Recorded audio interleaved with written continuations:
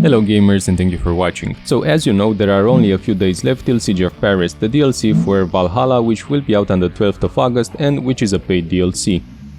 I started looking in the game files but didn't really manage to find out a lot of things. Thanks to the channel Andyreloads, you have a channel link in the description. Andy and Pedder here are a great team. We managed to find out sooner all the armors and weapons that the DLC will bring. Some of them will be paid, but most of them will be unlockables within the game. So thanks a lot Andy, and now let's see everything that we have leaked from the upcoming DLC Siege of Paris. The first armor discovered is the Jormungadr Armor, which looks pretty cool and which comes with a cool dragon instead of a raven. Let's look at the stats for the set, which are quite interesting. We have an increase in damage taken by 25% in exchange for an increased melee damage when equipped, a plus 65 melee damage, and additional increase to attack when equipped and a bonus of 10 for attack. For this set we will also have a short sword called Coil Sword, and it has the same snake theme. It's black and you get perks like increased damage taken by 5%, increased damage when equipped, a bonus of 20% melee damage. A short pause here. If you like what you're seeing so far and wanna see more, especially when the DLC comes out, don't hesitate to like the video and also subscribe if you haven't already. But this isn't all everyone, one cool armor set called the Paladin will also be available. It's the one that we see in the trailer actually. It looks awesome in my opinion, and it most likely will be unlockable and free within the game. It will come with the DLC included. From the previous experience that we had in Wrath of the Druids DLC, we could expect to see a lot more free armors in the game. We had 7 free armors that came with that DLC, but they were linked to the story, which implied trading, and it offered a lot of specific armors from different parts of the world. Now, next to this armor there will be a legendary sword, the Joyeuse, which as a perk has temporary poisoning of the weapon after 5 consecutive heavy hits, which lasts 5 seconds. Most likely it will be a sword that you can unlock in the game for free if you have the DLC bot, of course. Another cool looking one-hand sword that we have in the game will be the Durendal Sword, which again it looks amazing and it's more simple looking, and it offers perks like an increased critical chance when at 85 health or higher and a bonus 20% critical chance. It looks absolutely amazing and I can't wait to see how we get our hands on it.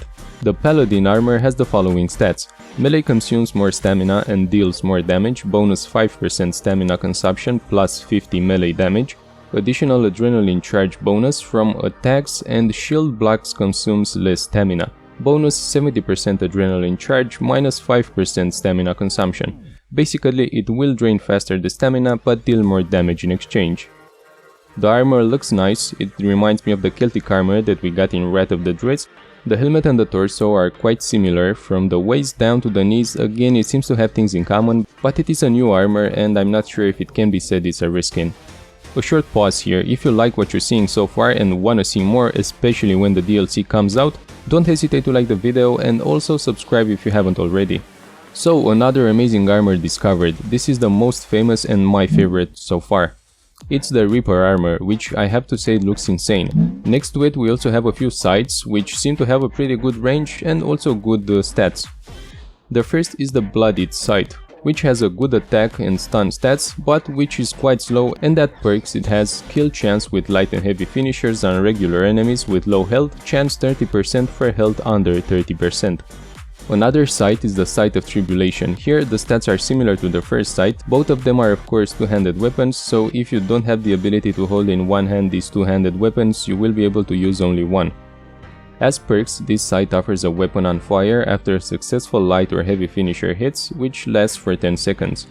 This armor is also present in the trailer, so it most likely will be an armor which you can unlock in Francia.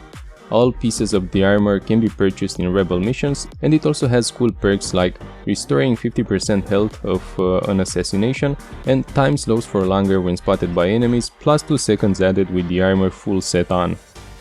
If you're doing missions that require stealth, this will be the armor for you for sure. A short pause here. If you like what you're seeing so far and wanna see more, especially when the DLC comes out, don't hesitate to like the video and also subscribe if you haven't already. And the last armor that we've got here is the Warewolf Set.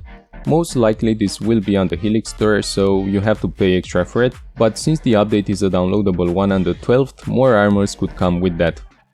The stats for this armor set are increased speed during the day and attack at night, additional increase to stealth damage during the day and health during the night, something specific to wolves you might say.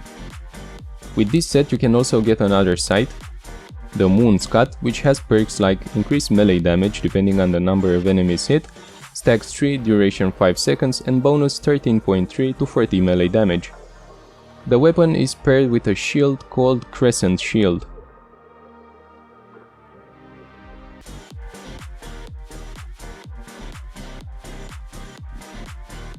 Hope this video worked well for you. Thank you very much for watching the entire video. Don't hesitate to like the video and subscribe, and I wish you all the best. Goodbye.